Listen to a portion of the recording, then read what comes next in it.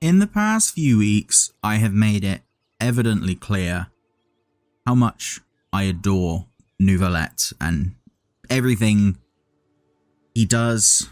His power level is insane. There's several videos of him out there just soloing all of the hardest content in Genshin Impact, which admittedly isn't a lot, but it's insane that one character can kind of just do it alone unless he encounters someone that has Heizou, and then he's kind of screwed. But you know, you get that with Catalyst users. I've adored this character right from the word go. I mean, he's the only character I actually own the signature weapon for. The great thing about his character is because he has such a unique playstyle and because he's so strong, there are so many different team varieties that you can pair him with. Now, while initially I was planning on doing a taser comp, because let's be honest, Beidou is fantastic. I love Beidou. Beidou is one of my favorite 4-stars in the entire game. There was a video I did like 2 years ago. It's probably my most popular video on the channel by far, and it's just Yanfei and Beidou paired up, and it is a fantastic pairing, and I loved it. And any excuse I can throw Beidou into a new team, I will take it. And Neuvillette is the perfect excuse for Beidou. But then we also have Kaya and Zhangling, and we'll get into what this team actually does in a moment, but let's briefly look into the characters. I'm not going to spend too much time onto them because, you lie! Let's be honest, my builds are always subpar at best. Starting off with Neuvillette, here's his current stats. His HP, I'm trying to get it to 40k, but you know, rolls are rolls. Attacks whatever. Crit rate is very low, but considering the set that he has on gets him an extra 36%, low crit rate isn't that big of a deal. Crit damage, if I can get that over 300, I will be very, very happy. Energy recharge, not terrible. And you know, the rest is standard. Weapon. In terms of weapons, we have the Tome of the Eternal Flow. Now, I'm not going to pretend that this weapon isn't absolutely insane. The weapon is crazily good. It is very strong, it is incredibly good, and it is his signature for a reason. 88.2% crit damage is an insane increase to any character's DPS. If you don't have this, however, Skyward Atlas, also a great option. I think the Ballad of the Boundless Blue could also work due to the whole charge attack thing, but I've not given it any try. But if you want something with crit damage, of course, the Widsith is always a phenomenal option. People always go on about how the Widsith is secretly a 5-star weapon, and considering the amount of crit damage it provides, they're not exactly wrong. We all knew what artifact set he was going to have. It's the Marachose Hunter. It is his best slot without any shadow of a doubt. I mean, look at this. I mean, it's literally built for him. This I just got today. It has pretty much the exact same stats as everything as the other one I had, which is this one. So it has slightly less energy recharge, but this one has HP, and he does scale with HP a little bit. So it's very nice to have. Very nice improvement. You know, this one, it is whatever. The Elemental Mastery is way higher than it needs to be. HP is whatever. Crit damage is whatever. Again, it's a piece that I need to farm for, but I'm currently trying to get him maxed out on talents at the very least. We've got a HP percent Sands. It's not an amazing piece, but it'll do the job for now. We've got a Hydro Cup. Again, not an amazing Hydro Cup, but it's on set, and honestly, that took me by surprise enough as it is.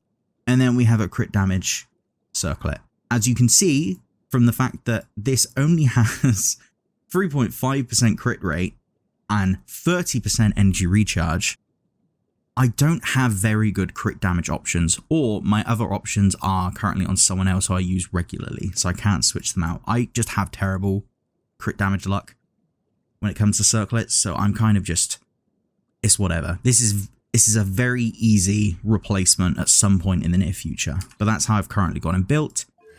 He is C0, all of my 5-stars tend to be C0.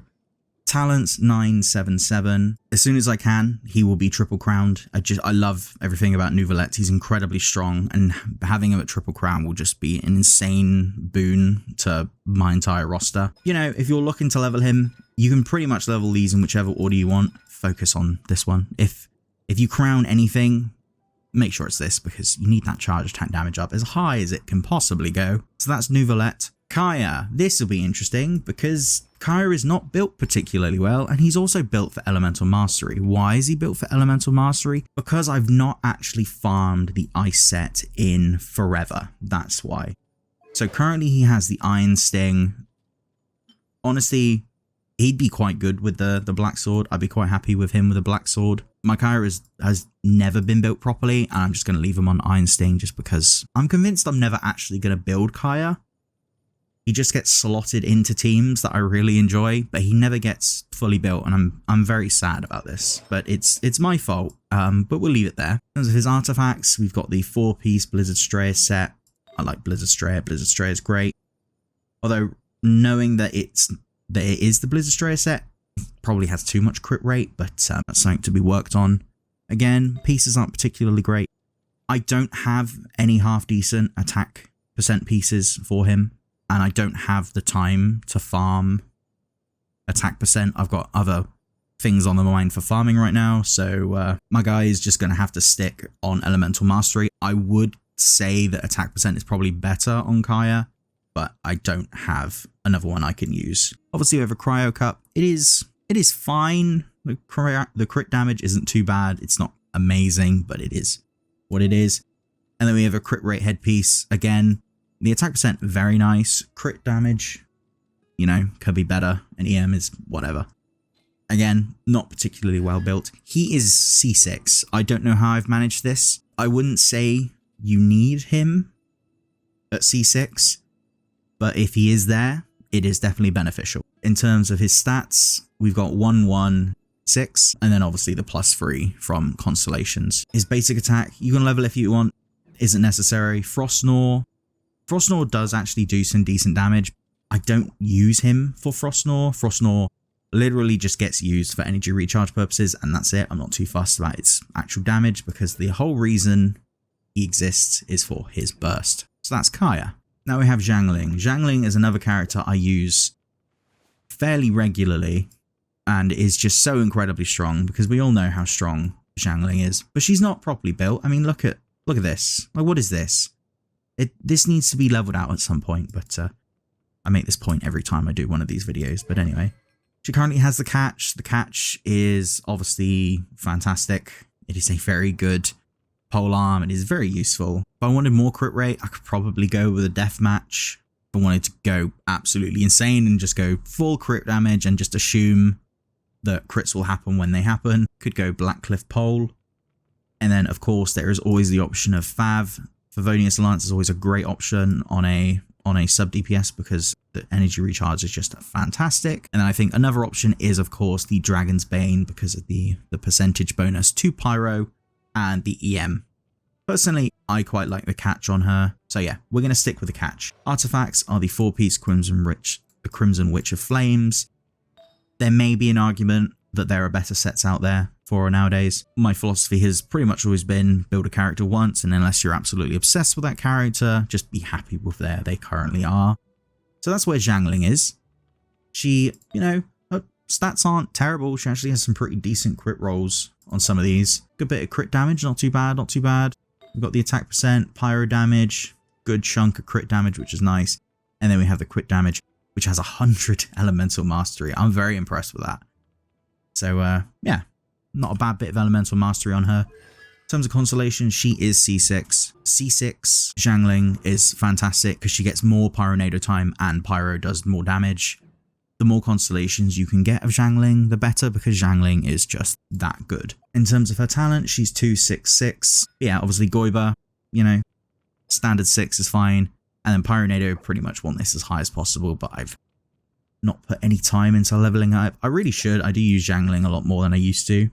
And there's a reason for that. It's because she's so bloody strong. And then probably one of my favorite 4-stars in the game, we have Beidou. I love Beidou, but Beidou is not built as well as she could be.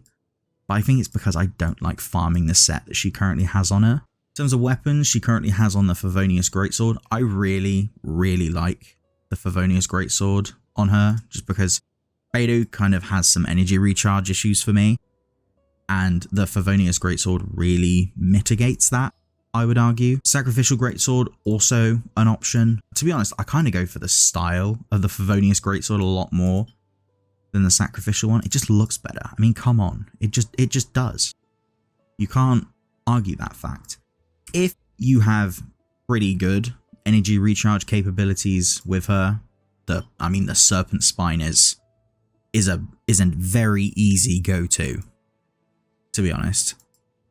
I'm very happy with the Serpent Spine's damage, but the problem with when I have it on, I don't have enough energy recharge to keep up with the demand, and the team really relies on everyone having their ults pretty much as physically possible.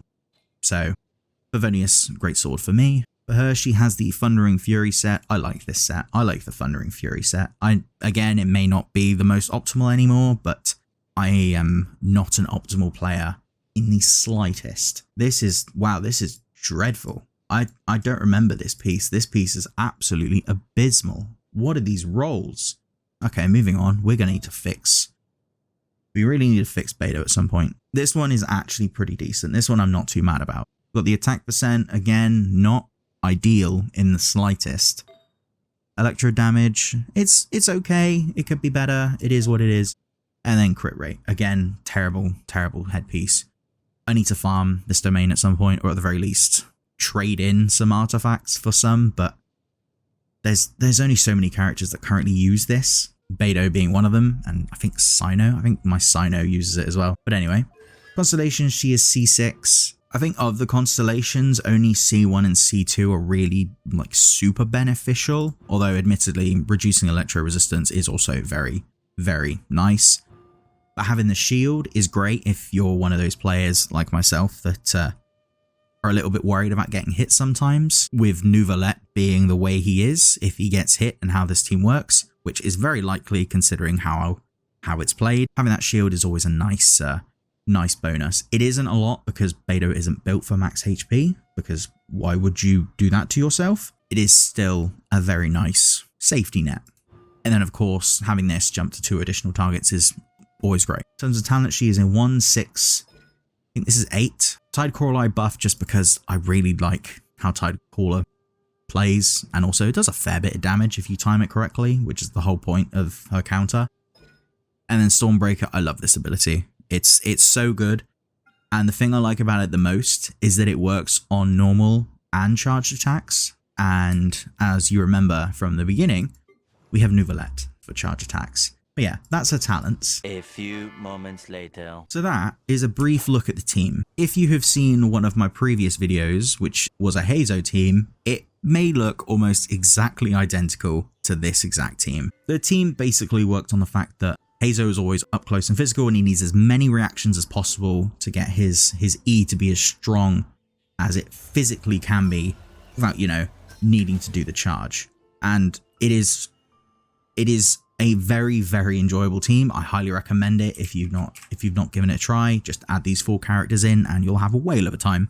But when Neuvillette came out, I thought, there are so many team options.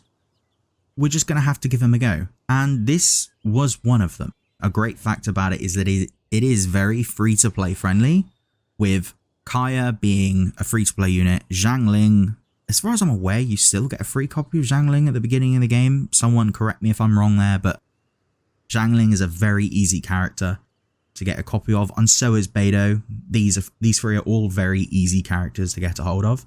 And then obviously there's Neuvillette who, unfortunately, if you don't have Neuvillette, I can't really think of an alternative. But if you have Heizou, try the Heizou team. But anyway, that's enough sort of faffing and talking about the team. Let's just give it a go and see how it plays. As per usual, we're going to use our old friend Masanori as the target dummy.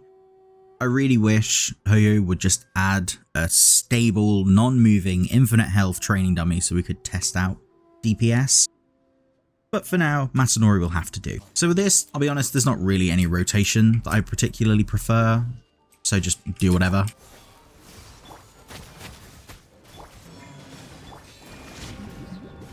And then we just Neuvillette.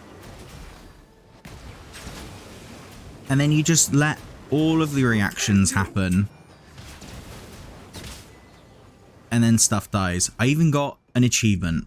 Okay, that's just rude. And defeat Masanori with ease? That's just mean. Anyway, as you can see, the great thing about this team, as you can see, it is just absolutely brainless. There is absolutely no thought behind it that is required. You Kaya ult, you Zhangling ult, you Beidou ult, or you just do it in whatever order you want. It honestly doesn't matter. I'm sure there's an optimal way of doing it, but it's Genshin Impact. You really don't need to be that optimal in a game that doesn't have any endgame. And then you finish off with Neuvillette, and then you just sort of hug your, shall we say, victim, your opponent, as quickly, as closely as possible to get all those lovely swirls in, and you just have an absolute mess of reactions to deal and contend with, and it is so much fun, and I absolutely adore how just stupid the team is. It requires no brain, no thought, and as you can see, my other characters are not built that particularly well. Admittedly, Neuvillette does kind of steal the show, what with him doing, you know, 30k a tick. Just out of interest, I wanted to see what the team would be like if Neuvillette didn't have, you know, his incredibly absurd signature weapon to boost his crit damage by almost 100. So we've shoved on a green book.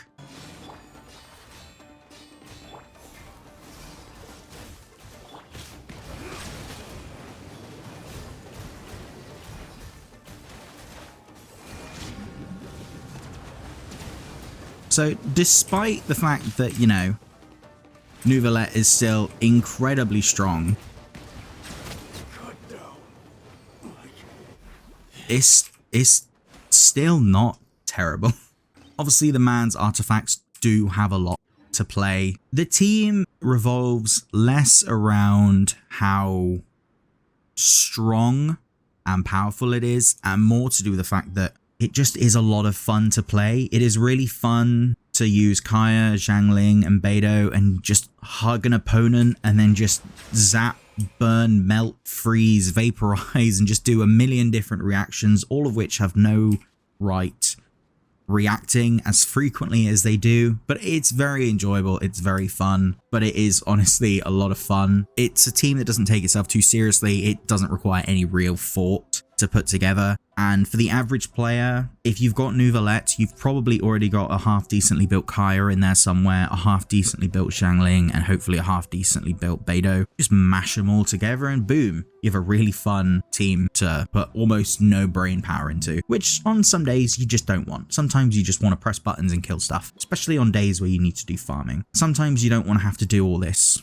setup. I'm not a setup kind of person. I'm more of a make loads of numbers happen and watch health go by. That's just me.